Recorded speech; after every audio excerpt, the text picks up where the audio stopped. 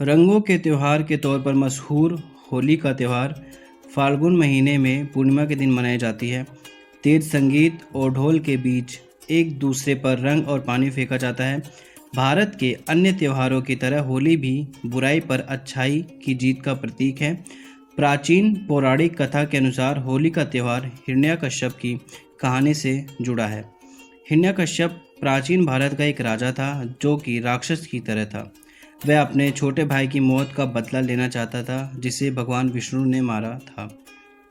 इसलिए अपने आप को शक्तिशाली बनाने के लिए उसने सालों तक प्रार्थना की। आखिरकार उसे वरदान मिला, लेकिन इससे हिरण्यकश्यप खुद को भगवान समझने लगा और लोगों से खुद की भगवान की तरह पूजा करने को कहने लगा।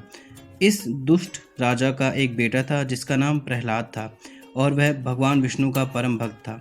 प्रहलाद ने अपने पिता का कहना कभी नहीं माना और वह भगवान विष्णु की पूजा करता रहा। बेटे द्वारा अपनी पूजा न करने से नाराज उस राजा ने अपने बेटे को मारने का निर्णय लिया।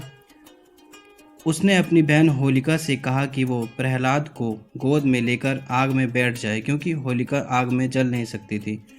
उनकी योजना प्रहलाद को जलाने की थी, लेकिन उनकी योजना सफल नहीं हो सकी क्योंकि प्रहलाद सारा समय भगवान विष्णु का नाम लेता रहा और बच गया, पर होलिका जलकर राख हो गई। होलिका की ये हार बुराई के नष्ट होने का प्रतीक थी। इसके बाद भगवान विष्णु ने हिरण्यकश्यप का वध कर दिया, इसलिए होली का त्यौहार होलिका की मौत की कहानी से जुड़ा हुआ है। इसके चलते भारत के कुछ राज्यों में होली के एक दिन पहले बुराई के अंत के प्रतीक के तौर पर होली यानी होलिका जलाई जाती है।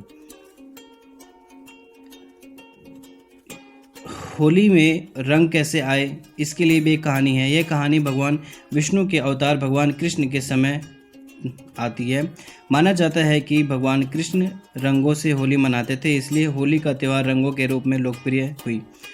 वे वृंदावन और गोकुल में अपने साथियों के साथ होली मनाते थे। वे पूरे गांव में मजाक भरी शैतानियाँ करते थे।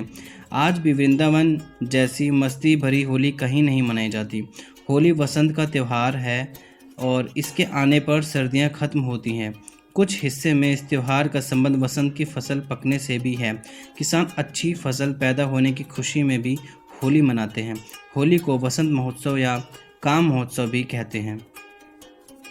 होली प्राचीन हिंदू त्योहारों में से एक है और यह ईसा मसीह के जन्म के कई सदियों पहले से मनाया जा रहा है।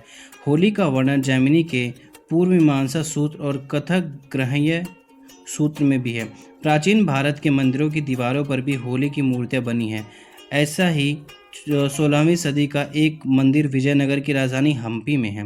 इस मंदिर में होली के कई दृश्य हैं जिसमें राजकुमार राजकुमारी अपने दासों सहित एक दूसरे पर रंग लगा रहे हैं। कई मध्ययुगीन चित्र जैसे 16वीं सदी के अहमदनगर चित्र, मेवाड़ पेंटिंग, बूंदी के लघु चित्र, सब में अलग अलग तरह होली मनाते देखा जा सकता है। पहले होली के रंग टेसू या पलास के फूलों से बनते थे। उन्हें गुलाल कहा जाता था। वो रंग त्वचा के लिए बहुत अच्छे होते थे क्योंकि उनमें कोई रसायन नहीं होता था। लेकिन समय के साथ रंगों की परिभाषा बदलती गई।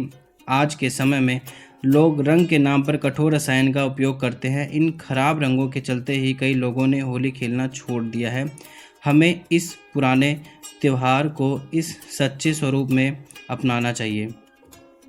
होली एक दिन का त्यौहार नहीं है। कई राज्यों में यह 3 दिन तक मनाया जाता है।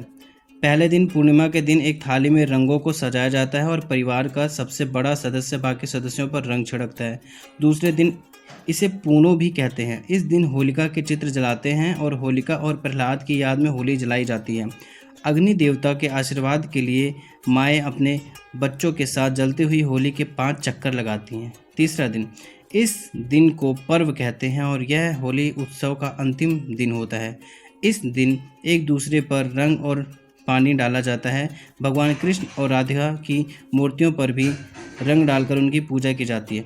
इस प्रकार प्रत्येक वर्ष होली का कार्यक्रम अच्छाई पर बुराई की हार के रूप में मनाया जाता है।